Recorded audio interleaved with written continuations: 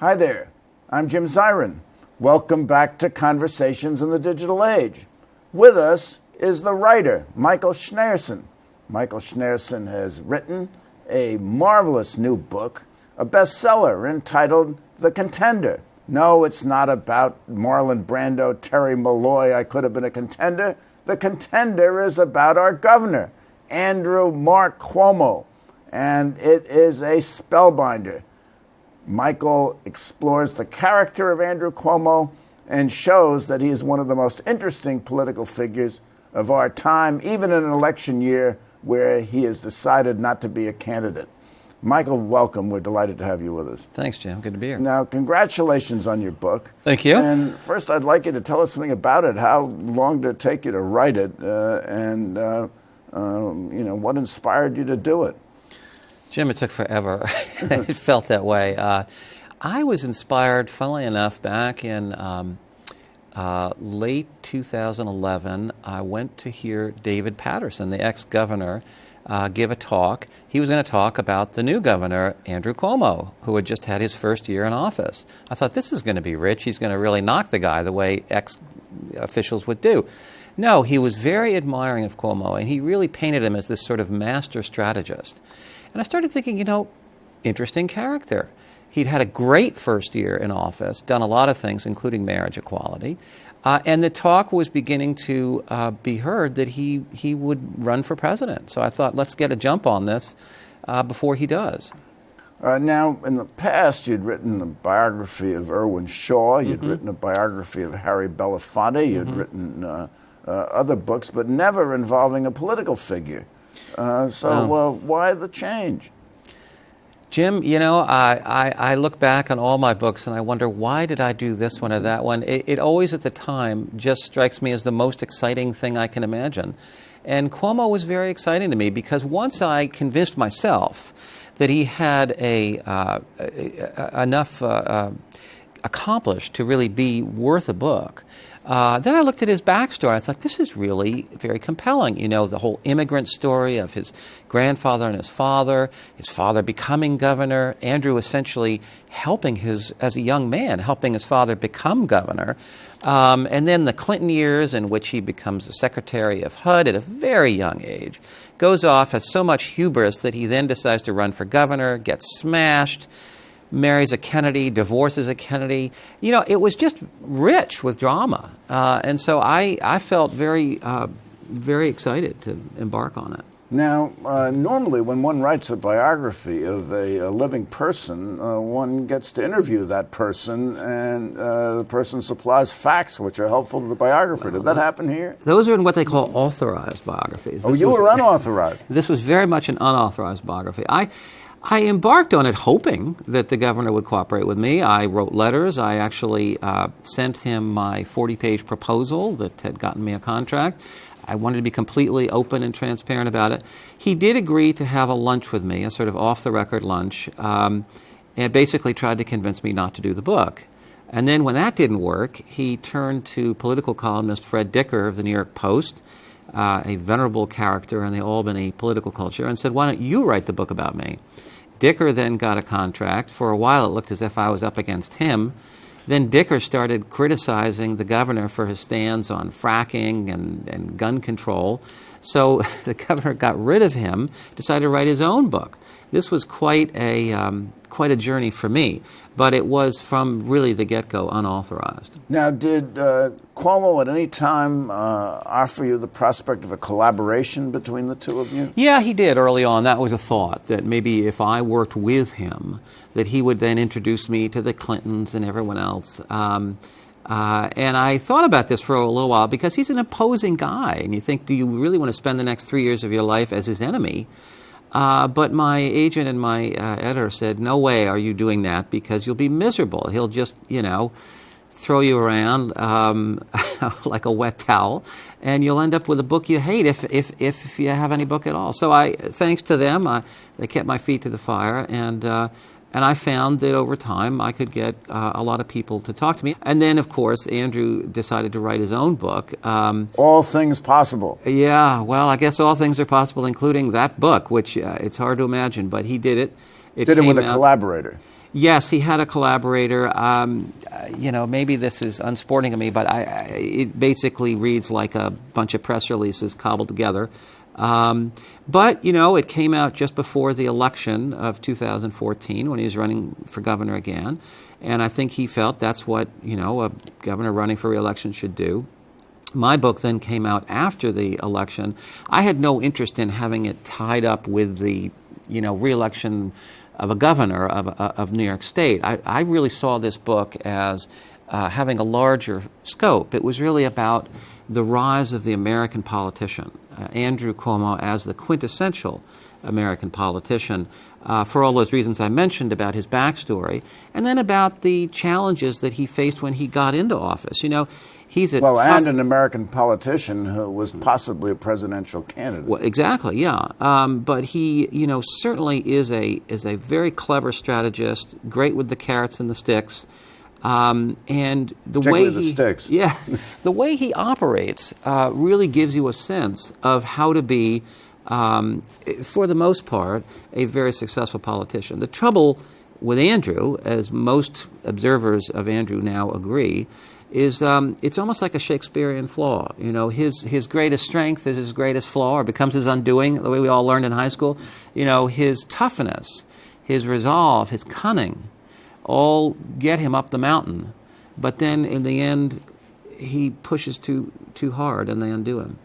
Dicker's book fell by the wayside in the path of the governor's book, right, All Things Possible. Yeah. So he never wrote his book. He never did. So they're just the two of you out there. Yeah. And then normally you write a book, you want to promote it. And one good way to promote it is to go on, say, The Daily Show and talk about your book. And millions of people watch, and maybe some of them will buy.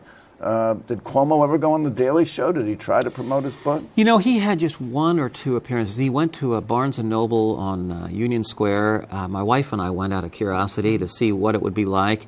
We were kept way back in this, not that he knew who we were, on this rope line. He emerged from a black curtain like the Wizard of Oz, and he gave a 6-minute speech, signed a few books, and then disappeared. He's not a guy who likes pressing the flesh or meeting new people. I mean, in fairness to Andrew, he had a campaign to run. He was running for re-election as governor, and I think he felt that the book just appearing was enough. But he got a $700,000 advance for the book. So they say. And the book was a flop, wasn't it? So they say, It yeah. didn't even sell 4,000 copies. Well, all I can say is a good thing the publisher, Harper Collins, went on to publish the sequel to Kill a Mockingbird, because they made their money back on that. Well, behind them is Murdoch, and I suppose he didn't miss the money. Well, that's, by the way, an interesting angle, too complex perhaps to get into, but it's interesting that Murdoch owns HarperCollins, the publisher of Andrew's book, and that that HarperCollins chose to pay the governor $700,000. You can't really connect the dots, but you can wonder what the connections are. Possibly to run for president in 2016, he wanted to roll up a tremendous electoral majority in 2014 when he ran for re-election. Yes. He'd gotten more than 60% of the vote when he ran in 2010. But what happened in 2014? Did he roll up that huge majority that he was hoping for? My memory is getting a little dim on this. I'm not sure he got 60% in 2010. No, only 54%. 54%. He was aiming for 64%. Why 64% in the re-election? Because his father had gotten 64% in his second campaign for governor, his re-election campaign. And Andrew, was haunted by his father's success, wanted to outdo his father, and really was focused on getting a little more, even if it was 0.5% more than his father had gotten. That's just a little glimpse into the relationship of father and son. Well, let's talk about that. How deeply did you get into the relationship between the two, between Mario Cuomo, the introspective philosopher, the poet who, the great orator of the Democratic National Convention in the 1980s, and Andrew, who really doesn't seem like much of an orator. He's more sullen, calculating, different kind of personality, or maybe the same personality minus. I find it a fascinating relationship. I feel that it is at the core of the book. It's certainly at the core of Andrew Cuomo's relationship with his father. I didn't know Mario. Most people who knew him found him a very charming, well-read fellow. But I'm pretty convinced from talking to the scores of people I did, including some who knew Andrew when he was younger, that his father was a very tough father. In public, Mr. Charm. In private, very tough on his whole family. Also, simply an absentee father. He just wasn't there much at all. And he administered, I think you write this, he administered tough love. He expressed love really did. By expressing disapproval. He really did. And Andrew felt pretty beaten down by that.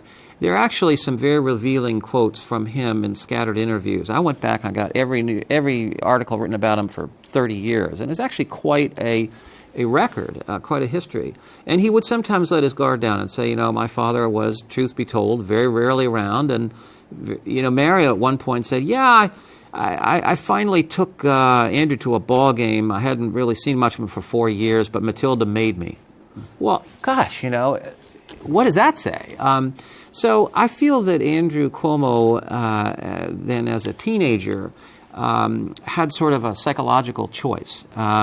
He could either be beaten down by that, or he could become so strong and effective that he earned the admiration of his hard-to-please father. His father clearly groomed him for a political career in 1982 when he was 25 years old. Andrew was his father's campaign manager. Indeed, even when Andrew was about 17, he was working for his father in the first couple of campaigns, unsuccessful campaigns, in the 70s, and Andrew would to become mayor, where he lost Ted Koch.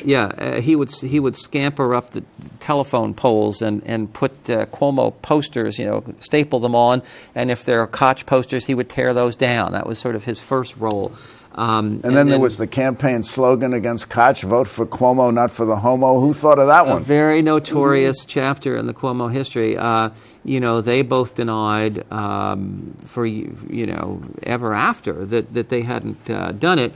But it's almost inconceivable that someone would have done that, put up hundreds of these posters in Queens without the awareness of the candidate, without Mario's awareness. So, that was. But I mean, that's one unfortunate, unsavory aspect of the two of them working together as father and son in politics. But really, there's a lot that's dramatic and admirable about the way Andrew worked to essentially get his father elected as governor. He was a tireless aide. He was up 24/7. He just he was not going to let his father fail. And it's worth saying that, when that race began in 1982, his father was way behind Koch.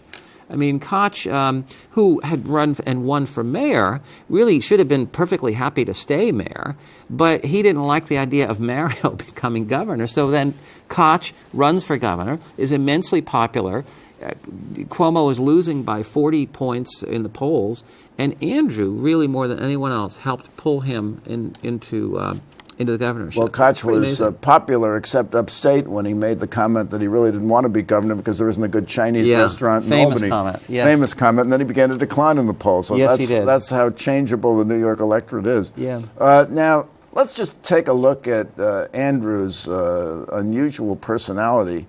Jeffrey Toobin writes, quote, "He is the uncommon elected official with a trace of misanthropy." Mm-hmm. Did you find that to be the case?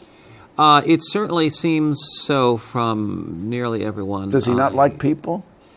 I think that he has, is it misanthropy or is it just a sort of zero-sum thing? He can't share a stage with someone. He can't share the political landscape with someone. He just has to be the winner. And the other person has to be the loser. Kind of mean-spirited. 9/11, he said Pataki yes. was holding Giuliani's coat, and well, even Mario repudiated that one. You know, there's a long history of nasty comments, frankly, that I found going back to his early days trying to get a network of homeless shelters built. Nasty to the people he was trying to get things from. Goes to Washington, works for Clinton at HUD.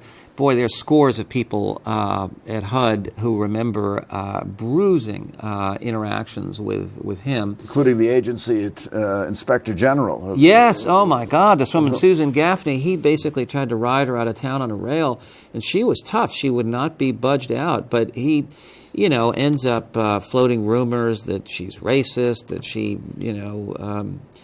kept people from jobs on the basis of race. I mean, it was really nasty work. Andrew had a sort of henchman with him, Howard Glazer, who was sort of the axe wielder, but it was Andrew, I'm convinced, behind the scenes, making the decision to make this woman's life make this woman's life miserable. And then, as you say, you flash forward to 2002. His Clinton years behind him, he decides to run for governor a first time. That itself shows such amazing hubris that for his first elected office, he would run to be governor. But he felt, he knew the job. He'd seen it from his father's point of view. He'd been there after his father was elected, working as his kind of right-hand guy. Why shouldn't he run for governor, right? But to his astonishment, the polls started going against him because he just emanated this kind of bullying attitude. He was not a guy that you really wanted to have a beer with. And as that... Particularly opposing a nice guy such as Carl McCall, who was his primary opponent. Let alone the symbolism of Carl McCall running and, as the first, hopefully first black governor of the state. And so that coat holder comment you mentioned became a real turning point downward in that campaign for Andrew, because he was so frustrated that he himself didn't have a platform as an elected official to climb up after 9/11 and rally the people. He was just Andrew Cuomo, ex-HUD secretary. That he really, I think, became sort of irrationally hostile toward Pataki and Giuliani. And he accused Pataki of just being the guy who held Giuliani's coat during the whole 9/11 experience, which is, people may take nasty cracks at each other in a political race, but there was something about that comment that just went deeper. It was really mean. Further meanness, there came a time when he knew that he was going to lose and McCall was going to win in the primary. And he continued to campaign and caused McCall to continue to spend money so that by the time McCall defeated him in the primary, McCall had no money for the general election. That's right. Is that an example of the mean-spirited human being we're talking about? Well, it's actually even a little worse, Jim, because technically Andrew didn't lose the primary. He resigned from the race because as the primary approached, he saw his poll numbers plummeting. And he didn't want the embarrassment of losing by a big margin. So at that point, his campaign people went to Carl McCall's campaign people and said, we'll make a deal. Andrew will step out of the race if you do A, B, C. And it was like, if you promise only to serve one term as governor, and all this crazy stuff. McCall's people said, the heck with that. Right. And gave him nothing, and he still was forced to resign from the race. Interesting little footnote. The guy who did the negotiating for him with the McCall camp was Bill de Blasio, a young Bill de Blasio, still tall, who in fact was one of Andrew's great supporters in that race when very few people were. Fascinating to go from there to where we are today. So you're touching on an interesting subject, because there's another element of his personality, betrayal, because he later seemed to betray de Blasio, who was an early supporter, and he supported de Blasio. And now they're at odds. They've been at odds over tax on the rich to fund pre-K, and they've been at odds on charter schools, and at odds on other things. And so Andrew goes for the expedient, doesn't he, rather than personal loyalty? Well, I think that betrayal is just a tool in the arsenal, and if it's necessary, it's necessary. I mean... And he'll betray Democrats as well as Republicans. Yeah. Actually, I mean, the list is long. One of the early examples is a guy named Ray Harding, who was the chief of the Liberal Party, quite a figure in New York politics.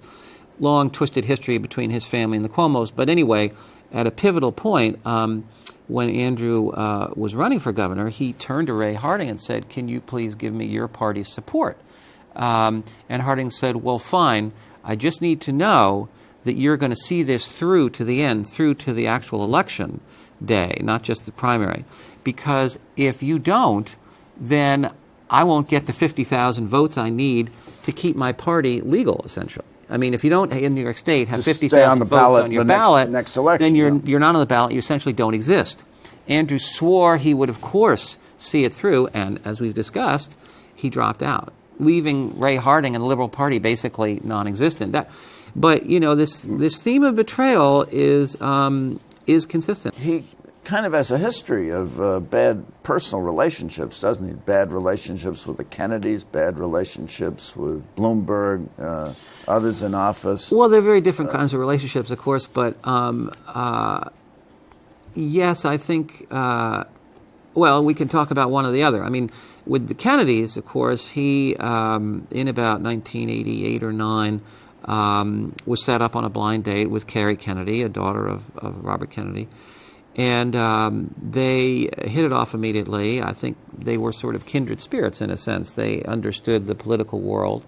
And I'm sure that they, were soon in love with each other, but there was definitely a kind of political love. Political love as well as romantic love, if you will.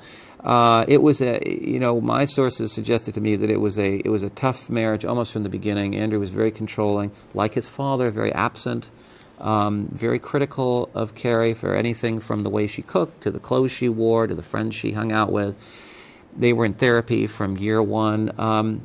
It was a tough 12 or 13 years for both of them, I suppose, but I think especially for Carrie. And they had 3 children, twins. Yes, that's right. 2 girls and another girl. And again, through that 2002 gubernatorial election campaign, Carrie stayed by his side, but had extracted already a promise from him that at the end of that, she was going to get a divorce. They were going to have an amicable divorce. Instead, what happened is he refused after the election to go through with that. He discovered that she had been having a recent affair with a friend of theirs, a mutual friend. He was furious. And he basically just dumped this furious press release onto the media, and it became a carnival for about a week when it could have just been a one-day quiet story. And that was all about anger and revenge. Let's turn for a moment to corruption. We've seen so much corruption in Albany. I mean, what kind of a place is it with so many figures in the legislature under indictment, or in jail, or resigning in disgrace? Oh, I know. The list is up to about Shelley, 30. Shelley Silver, and actually 24 members of the legislature have been indicted or resigned in disgrace in the last 5 years, all under Cuomo. Yeah. It's been called Scandalmania. Right. One of my chapters. How's he dealt with? That's right. How's he dealt with that? Well, you can't blame Andrew Cuomo for the corruption of Albany. Really, I mean, it's a deep. Well, you can blame him for not cleaning it up. Yes, at the end of this story, you can. That's true. When he arrives, he is hardly responsible for what is really a completely rotten culture in which lawmakers take outside work with no accountability and thus are completely compromised by whoever their clients are. When LLCs can give $60,000 contributions one after another with no limit. Essentially, there are no campaign limits. And a lot of it has gone into his coffers, so he has no particular interest in campaign that's right. reform. In his reelection, that happened. But so all this stuff was there. Andrew knew it, and to his credit, I think in his first year, he tried to clean it up. He passed an ethics law. The trouble was, and he had a Moreland Commission that he then. Well, we'll get to that. We don't have time to get to that. But okay. I wanted to ask you a core question: yes. Is Andrew Cuomo presidential timber? If not now, then perhaps 4 years from now. I don't think he is, frankly, Jim. I think there are too many flaws. He's too off-putting. I don't think he'd play well outside of New York. But I think he's got a shot at a curious new possibility, Joe Biden's vice president.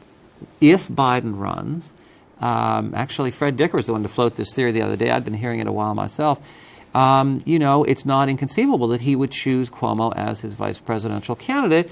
They like each other. Biden has publicly called Andrew the best governor in America. And he may be the Democrats' Donald Trump. So, yes. Michael Schneerson, I wish we could go on. We have so much more that we could cover, but unfortunately we've run out of time. Thank you so much for coming by. You're very welcome. My pleasure. And thank you for coming by. Please tune in next week for more Conversations in the Digital Age. Visit our website at www.digitalage.org. I'm Jim Zirin. All the best.